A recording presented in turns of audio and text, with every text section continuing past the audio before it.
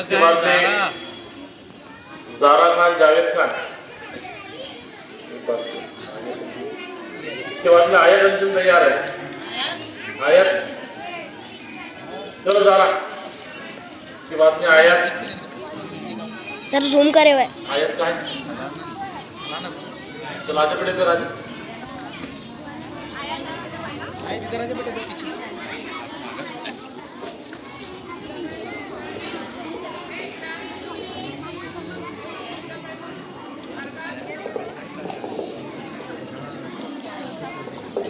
अस्सलामुअलैकुम, मेरा नाम ज़ारा खान जावेद खान है और छठी जमात की तालिब इल्म हूँ।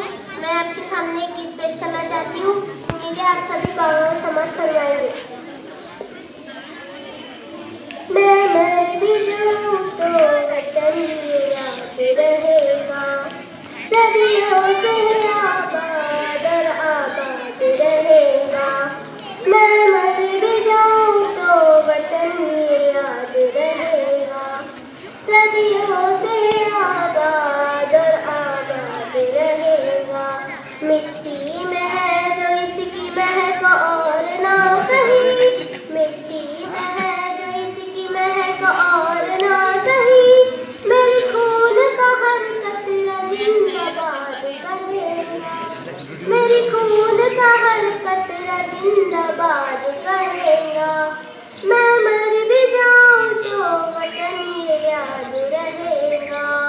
ख्वाब से भी है बड़ी मेरी देश की कहानी, बाजुओं में इतना दम के पलट दे रवानी।